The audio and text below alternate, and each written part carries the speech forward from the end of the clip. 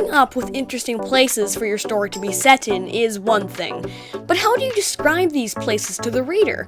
What can you do to make it feel like they're actually there? And how long should you make your descriptions? That's what this video essay's for. We're going to be talking about describing places. Also, this video is being brought to you by the many different clones of me from across the centuries, so stick around to see which ones pop up. Anyways, on we go. In Brandon Sanderson's Mistborn, we get this description. In Kelsier's opinion, the city of Luthadel, seat of the Lord Ruler, was a gloomy sight. Most of the buildings had been built from stone blocks with tile roofs for the wealthy and simple peaked wooden roofs for the rest. The structures were packed closely together, making them seem squat despite the fact that they were generally 3 stories high. Okay, first off, I'm J.R.R. Tolkien, and we need to talk about this description. So one of the problems with conveying setting to the reader is that it can often become info dumping, where the reader is hit with a slew of descriptions and nouns and adjectives and information they don't really need and don't really care about. But there's a pretty easy fix to this, and Brandon Sanderson employs that. Wait, what? I'm completely in the wrong scene. Oh, well, we're just gonna... One way to describe a place or setting but not make the book boring is to add character into it. This may seem simple, but hold on. Instead of it just feeling like the author is telling you something, it feels more like you're seeing it through Kelsier's eyes. It's his observations and not the author telling you what it's supposed to look like. This is an example of showing, not telling, though there are many forms of showing. This is just one of them. The words "in Kelsier's opinion" gave character to the description, making it a bit more interesting. But let's analyze the exact wording of this description. One of the things I've noticed with the earlier drafts of my book is that I often try to explain exactly what the place looked like, so the reader would have a complete understanding of every nook and cranny. Unfortunately, that can often end up being boring. The thing is that readers are imaginative. Part of what makes reading so interesting is the imaginative work your brain has to do. For more information on all that subconscious action that goes on in your brain when you read, I really suggest Lisa Cron's book, Wired for Story. Oh, hello there. I'm a mad scientist. Welcome to my workshop. Oh yes, I've been told to deliver this little thing for you, so I just need to take a look at my notes here. Ah, yes. But the reader doesn't need a complete floor plan, unless that's important to the story. Sometimes the best way to describe a place to the reader is to give them enough of an outline so that they can fill in the gaps. In the sentence from Mistborn, Luthadel is described. Most of the buildings had been built from stone blocks, with tile roofs for the wealthy and simple peaked wooden roofs for the rest. It's precise with the description of the wealthy and the poor houses, something important in the book, but then we go on to see the structures were packed closely together, making them seem squat despite the fact that they were generally 3 stories high. This gives you a slight claustrophobic sense, how the buildings seem smaller than they actually are. It's not about exactly what it looks like and what the layout is, but the feeling of being there. Take this description from Christopher Paolini's book, Aragon. The sun rose the next morning with a glorious conflagration of pink and yellow. The air was fresh, sweet, and very cold. Ice edged the streams, and small pools were completely frozen over. Like before, we don't get a direct telling of what exactly the area looks like, but in an immersive sense. Ice-edged streams, frozen pools. Yet again, it's the little details that can place the reader right into the story. Also, notice how Paolini uses the 5 senses to his advantage. The air being cold, or the smell of the air. Makes it feel like you're really there. And let's talk about that, actually. So, the 5 senses, sight, touch, taste, smell, and sound. Welcome to first grade, everybody. You, as the writer, can use these to describe things and places.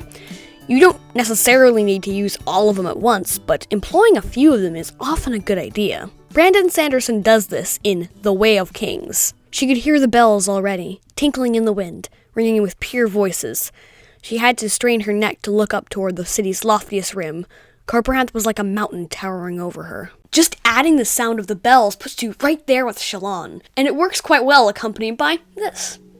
Built up the side of a steep incline, the city was wedge-shaped, as if it were built into a wide crack, with the open side toward the ocean. The buildings were blocky with square windows, and appeared to have been constructed of some kind of mud or daub. Creme, perhaps. They were painted bright colors, reds and oranges most often, but occasional blues and yellows too. This description gives us the information we need to know, that Kharbranth is facing the ocean from the crack in the cliffs. Then we see that the buildings are blocky with square windows. This is specific, but it's okay to highlight the little things that can make the place seem more real. This is also helped by the thing I mentioned earlier. If you put it through a character's eyes, it's not telling, but experiencing. We're seeing what Shallan sees. When we get the line where she questions whether the housing is made of creme or something else, it's specific, but it builds Shallan's character at the same time. She's a scholar, so she would ask these sort of questions. I am Zeus, eternal overlord. Welcome to my domain, Mount Olympus. And the last line is important too. If nothing had been said about the color, I would have assumed it had been gray. But no, it's a variety of colors. Every bit of this description gives you interesting details about what this place looks like, and we learn more as we go along. One thing that Brandon Sanderson himself says is that it can often be a good idea to take one or two elements of your setting and describe those in great detail. He does this with the Kharbranth description. The square windows show that. This description highlights the most important things and a few other choice features that make it feel immersive. The ones I picked up on are Kharbranth's placement in the cliffs, the blocky buildings, square windows, the material, the color. What I can see from this list is that we slowly work down to the smaller details. This doesn't have to be how you do it, but it is a method, going from the most obvious or largest things down to the finer details. I love this description because it at the same time as being told what it looks like, we get some insight into Shallan's scholarly thought process. Descriptions can also convey emotions, like this one from J.R.R. Tolkien's The Return of the King. Smokes were pouring from it, while those that rose into the upper air trailed away eastward. Great rolling clouds floated down its sides and spread over the land.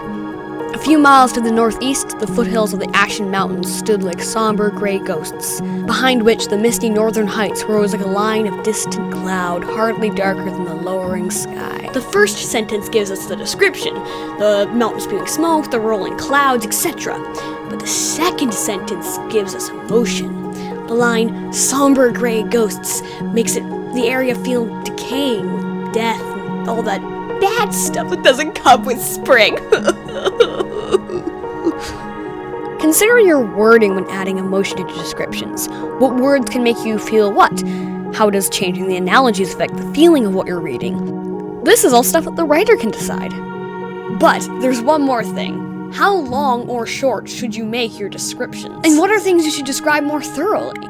Short or long descriptions are all about preference. Some like, some don't, others like me are okay with both. It's about striking a balance between giving enough so it immerses the reader, but not too much so that it feels like you're needlessly describing things. I see it as choosing which places need to be highlighted or focused on, and which don't.